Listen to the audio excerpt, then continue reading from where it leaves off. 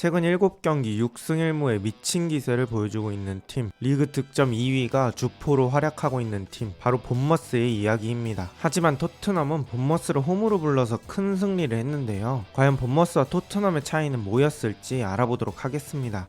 토트넘은 쿨루셉스키가 경고 누적 징계로 빠진 탓에 로셀소가 선발 출전했습니다. 그리고 부상으로 오랜 기간 동안 결장을 예고했던 벤탄쿠르가 미친 회복세를 보이며 선발 명단에 깜짝 복귀했습니다. 토트넘은 기존에 해왔던 것처럼 경기 초반부터 타이트한 전방 압박을 했습니다. 본머스의 네트키퍼가 히샬리송의 전방 압박 때문에 킥미스를 하면서 이 공이 우당탕탕하다 파페사르에게 향합니다. 파페사르 옆에 포로가 띄워줍니다. 사르가 포로에게도 줄 수 있으므로 본머스 수비는 사르에게 쉽게 달려들지 못합니다. 여기서 사르는 반대편 보고 깔끔한 땅볼 중거리 슛을 완성합니다. 경기는 빠르게 1대0이 되고 토트넘이 생각보다 쉽게 경기를 가져갈 것처럼 보였습니다. 이번 시즌 토트넘의 전방 압박을 보신 분들이라면 아시겠지만 장단점이 분명히 존재하는 전술입니다. 타이트하게 눌러서 상대의 공을 뺏기만 하면 장점이 크지만 그렇지 않았을 경우엔 뒷공간을 노출하는 단점이 있죠. 그 단점을 보완하기 위해선 뒷공간을 빠르게 커버해줄 수 있는 수비수가 필요합니다. 오늘은 그 역할을 우도기가 매우 잘해줬습니다. 이렇게 상대를 오른쪽으로 몰아세울 땐 포로까지 동원해서 압박할 수밖에 없습니다. 반면에 반대쪽은 자연스럽게 좁혀있죠. 그리고 상대가 이렇게 안쪽으로 공을 넣어주는데 우도기가 빠르게 커버하며 수비를 성공합니다. 영상에서 계속 설명하긴 하겠지만 오늘 우도기는 공격적인 기여보단 수비적인 기여가 아주 좋았습니다. 본머스도 최근 좋은 분위기에 전방 압박이 한몫하고 있습니다. 실점하고 나서도 엄청난 전방 압박으로 토트넘을 몰아세웠는데요. 이때 토트넘은 유의미한 삼각형을 만들어서 순간적으로 계속 수적 우위를 가져가야 했습니다. 그 삼각형을 만들어주는 게 원래는 폼 좋은 비수마였다면 본머스전에서는 포로, 벤탄쿠르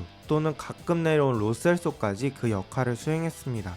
이번 장면엔 포로가 그 역할을 수행해줍니다. 시니스테라는 순간적으로 에메르송과 포로를 막아야 합니다. 토트넘에게 2대1 수적 우위가 생기게 되고 에메르송, 포로, 사르로 이어지는 패스가 진행됩니다. 이런 장면이 계속 나왔다면 좋았을 텐데 이 장면을 제외하곤 본머스의 전방 압박이 전반 내내 통하며 토트넘이 계속 고전합니다. 그리고 토트넘은 수세에 몰려도 아예 내려앉아 수비하는 걸 좋아하는 팀이 아닙니다. 애덤 스미스가 크리스티에게 공을 내줍니다. 이 순간 토트넘 수비 라인에서 리더 역할을 하는 선수가 본머스를 밀어내기 위해서 라인을 끌어올리는 콜을 했을 겁니다. 토트넘 수비도 전체적으로 한 번에 쫙 올라갑니다. 이렇게 수비 대형 전체가 한 번에 움직일 때 수비 밸런스가 깨지는 일이 종종 있습니다. 이 순간을 이용해 루이스 콘자 안쪽 센터백 사이 공간으로 뛰어들어갑니다. 그리고 라이언 크리스티가 안쪽으로 왼발킥을 넣어줍니다. 왜 크리스티가 최근 본머스 상승세의 주인공인지 보여주는 장면입니다. 좋은 위치에서 루이스 콕이 공을 잡아내지만 이후 장면에서 공격 속도가 느려지면서 공격은 무산됩니다. 스코어상으로는 토트넘이 1대0을 유지하고 있지만 경기력은 오히려 본머스가 주도하는 흐름으로 전반이 흘러갑니다. 포스테코글루의 토트넘은 후방에서 공을 뺏기는 한이 있더라도 1차 빌드업을 중요하게 생각하죠. 그래서 지금도 골키퍼를 제외하면 7대7인 상황인데도 롱킥을 하지 않습니다. 하지만 이런 특성이 본머스에겐 오히려 먹잇감이 됩니다. 벤탄쿠르의 패스를 탈취하는 본머스입니다. 프리미어리그의 전방 압박으로 유명한 팀들이 많지만 이렇게 높은 위치에서 7명이나 압박하는 경우는 거의 못 봤습니다. 최근 본머스의 기세를 보여주는 장면입니다. 토트넘은 중간에 사르가 부상으로 빠지며 스킵이 들어옵니다. 하지만 스킵은 경기 중에 큰 영향력을 보여주지 못했습니다. 서브 멤버의 퀄리티가 아쉬운 토트넘입니다. 하지만 본머스의 몰아치는 기세에도 토트넘은 1대0으로 전반을 마감합니다. 가운데 그림은 공격 위협도를 나타내는 그래프인데 본머스가 얼마나 몰아쳤는지 알 수 있죠.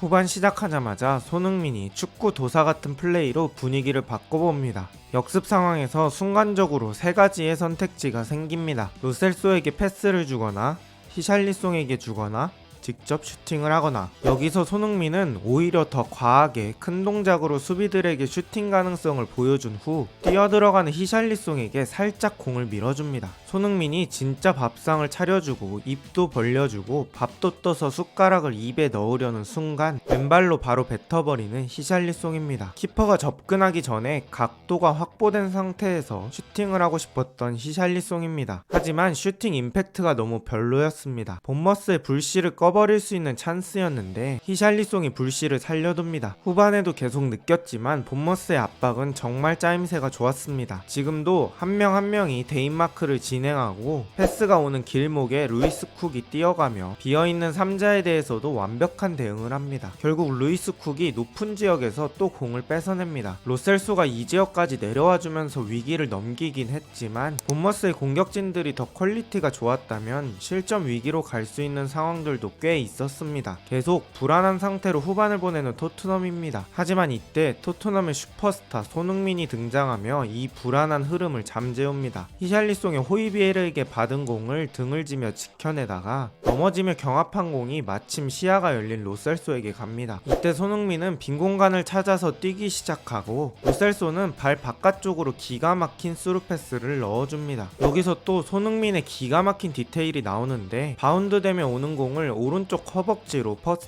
터치해 놓습니다. 이 허벅지 터치를 멀리 쳐놓은 탓에 수비가 올 때까지 시간이 있었고 손흥민은 그 시간을 사용해서 속도를 줄이고 슈팅 자세를 잡습니다. 정지된 공일수록 슈팅을 하기 쉬운데 완벽한 허벅지 터치로 공을 느리게 만들 시간을 벌어놓은 거죠. 그 다음 손흥민의 슈팅은 항상 비슷한 곳에 임팩트 됩니다. 아예 발등이 아니고 발 안쪽의 옆부분, 바로 이 부분에 임팩트 하죠. 키퍼는 공이 자신에게서 멀어지는 느낌이 듭니다. 골대 맞고 득점을 성공시키는 손흥민입니다. 팀이 흔들리는 상황 속에서 골로써 분위기를 한 번에 바꾸는 토트넘의 미친 무기 손흥민입니다. 이 골을 기준으로 분위기가 완전히 토트넘 쪽으로 넘어옵니다. 에메르송이 사이드 쪽에 뛰어가는 존슨을 보고 스루 패스를 넣어주고 존슨이 깔끔하게 히샬리송에게 땅볼 크로스를 넣어줍니다. 키퍼와 수비 사이 적당한 공간으로 넣어주는 게 좋았죠. 히샬리송이 이 공을 깔끔하게 발만 갖다 대며 방향을 바꾸며 마무리합니다. 토트넘은 이 골로 3대0으로 완전히 승기를 잡아버립니다. 히샬리송이 영양가 있는 골을 더 넣어주면 좋겠지만 사실 이렇게 차이를 벌려주는 골만 넣어줘도 이전 시즌들보다는 훨씬 개선된 거라고 볼 수 있습니다. 이 이후에 포스테코글루 감독은 공격수를 한 명 빼고 다이어를 투입시키며 수비적으로 관리하는 모습까지 보여줍니다. 홈경기고 점수를 3점 차로 벌렸으니 이젠 더 무리할 필요 없다는 판단이죠. 본머스는 이후에 한 골을 따라잡지만 시간이 부족했고 경기는 이대로 3대1로 끝납니다. 이번 경기는 사실상 손흥민의 아시안컵 이전 마지막 토트넘 리그 경기입니다. 전반 초반 좋은 찬스를 놓친 적도 있었지만 이번 시즌 20경기 동안 토트넘 주장으로서 아주 성공적이었다고 생각합니다. 이제 토트넘은 반더벤, 메디슨을 기다리며 15일 뒤에 맨유 원정을 떠납니다. 과연 손흥민 없는 토트넘은 계속해서 순항을 이어갈까요? 오늘 영상도 봐주셔서 감사합니다.